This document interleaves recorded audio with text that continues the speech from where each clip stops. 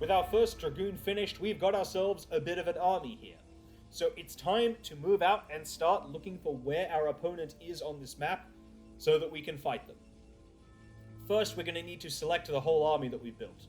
So I'm going to hold down the left mouse button and draw a box around all these combat units that I've got. And now I have all of them selected. Now I can move my little army around by right-clicking on the ground. And the units will go to the position that I tell them to go. They'll make their way there. This is a start for getting our units to move around, just right-clicking using the move command. But this isn't the best option for moving our army around the map and looking for our enemy. Because the move command causes our units to head to the position that we target and to ignore everything along the way, even enemies who are actively attacking them. If I right-click over here, if there were enemies on the route, my units would ignore those enemies and would try to get to this position without ever fighting back. That's not very good. I want my units to defend themselves and to fight enemy forces should they find any. And there is a way I can do that, and that's by issuing a different command. Combat units in StarCraft have the attack command, this one here. If I left-click on the issue attack command button, left-click, then just like with the move command, if I left-clicked on the move command button, I now have to select a position which I want to be the target of this command. If I left-click on the ground over here, my units will head to that position, and this looks pretty much like the move command that we've been issuing so far. Left-click on attack, left-click on the ground, and my units move there. But there is one big difference. Because I'm using the attack command, if my units had found enemy forces on the way to the position that I told them to go to, they would actually have fought the enemies. They would have defended themselves.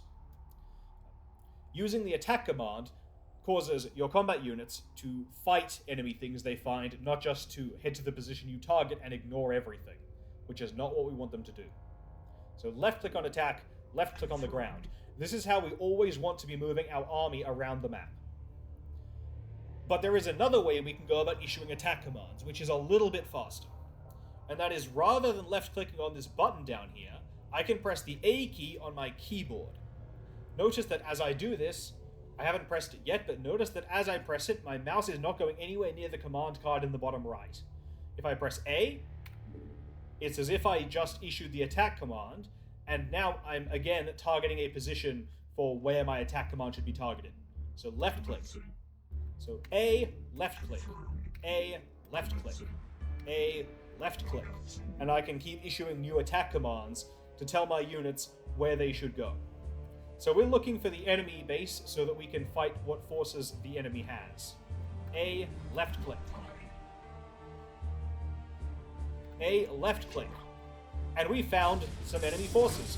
There is an enemy Zealot and an enemy Dragoon here, who are attacking our units. We've also discovered, the enemy actually has some more forces at the top of this ramp.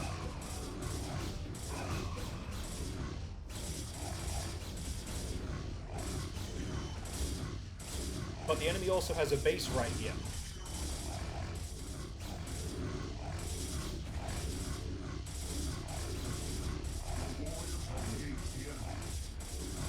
So we're going to make sure that we use our units to destroy this base. We're going to take down the enemy Nexus, we're going to take down the enemy Pros. The enemy does have a bigger base up the top of this ramp. But for now, we're just going to destroy this base on the low ground.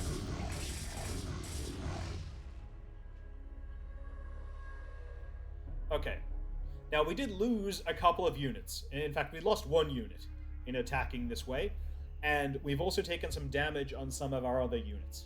We know where the enemy is, but we should go home and make sure to build up a bit more before we launch our final attack to really finish off this game.